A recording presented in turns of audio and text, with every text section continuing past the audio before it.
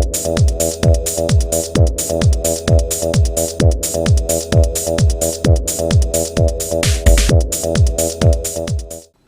folks, today I'd like to take a casual peek into the Gears of War Marcus Fenix action figure by NECA. This is Series 2 version of Marcus Fenix, and I was able to find this figure from a website called urbancollector.com. And I'll go ahead and put the website address down below. And I was late to the Gears of War line, and the only place I could find older figures is either through online or a specialty shop. So while doing some searching online, I found this Marcus Fenix figure at Urban Collector for only $7. At the time, I didn't know that Series 2 Fenix figures were prone to breakage, and that really explains why it was only $7. Taking a look at the figure in the package here, you can see Marcus Fenix there, and it's also a pretty detailed figure. That's pretty much most of NECA's figures. The quality of detail is really nice. You got the pistol and the lancer here, and you got a little sticker here saying more articulation. Hopefully it's not so much more where an arm will come off or something like that. Looking at the side, you can see a video game image of Marcus Fenix. Looks like he may be killing a locust there. Looking at the back of the package, you can see a description of Marcus Fenix, some video game images, and some figures from the line. You got Marcus, a locust, Cole, I think it's a sniper right there, Dom, yet another locust, Baird, and yet another one, a locust. So let's go ahead and open up this figure, and hopefully I won't have a broken limb. So we'll be back. Okay, we're back, and Marcus Fenix is out of the package, and the first thing I wanted to bring up was the credits that were on the bottom of the package. I didn't show it to you in the last part of the video, and I just want to go ahead and show it here. And going over the figure and the accessories, we have here is the pistol. It's nice and detailed, and it has a weathering on it, so it's pretty neat on there. My figure can't hold this pistol very well. It just seems to fall off most of the time, and there's no place to put the pistol. He doesn't have a holster to put the pistol on, so which is kind of unfortunate. So I don't think he'll ever use this much. At least this figure won't. Next thing we have is the lancer. It's an older lancer. It doesn't have the peg on the lancer where you can mount it on the back, and there's no peg hole on this version. But it's still a nice lancer. I like it.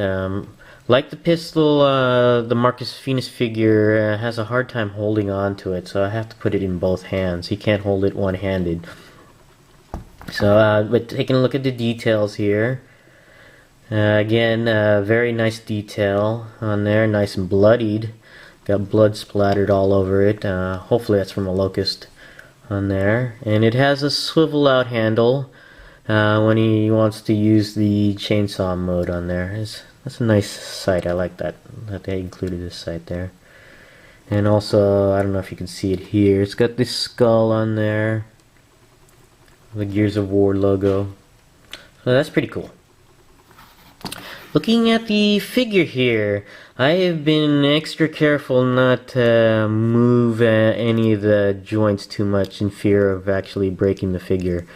But so far, everything seems to be okay.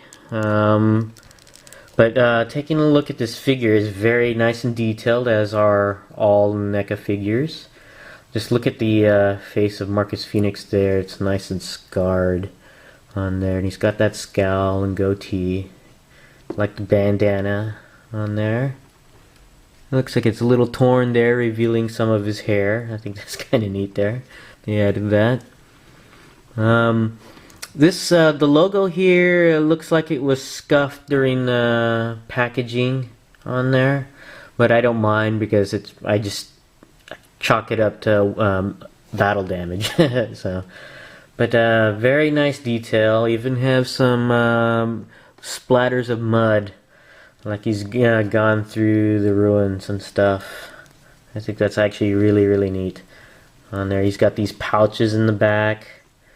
I wish they had added a holster, but they didn't. So I really like this figure. And going over the articulation, his head is on a, looks like a ball joint, but it can't move other than side to side on here, mainly because the back of his neck is rubbing against, the back of his head is rubbing against the back of his neck on there, so you can't really push it down or up. And you know, for these beefy guys, it's the way these thick necks of these guys, it's just hard to move other than from side to side. The arms do move up and down, but I'm very hesitant to move it all the way around. It does swivel at the bicep on there. And I saw this earlier. It looked kind of bent on there, and I was worried that maybe it was about to come off, but it was. It's all right. It does. The elbows do bend back and forth. The wrists do move around and also in and out a little bit. The torso goes all the way around and just goes up and down a little bit. The legs are on a V crotch, a swivel, and this leg here was very stiff. I had to really work it to get it to swing up back and forth on there. The thighs do have a swivel on there all the way around, and the knees do bend up and as far back as like that. And the foot pivots up and down as well, and do move back and forth, but I haven't tried moving it all the way around. So overall, it's got limited articulation, but it's still posable in a few poses, and I really like the detail of this guy. And fortunately, so far, nothing has broken off on this Series 2 figure. So I do recommend it if you're still looking for a Gears of War Marcus Fenix figure. I recommend going to the Urban Collector website and picking him up for only $7. Hopefully you'll get a good figure like I did. But that's my casual peek into the Gears of War Marcus Fenix Series 2 figure. Thanks for watching, and I'll see you next time.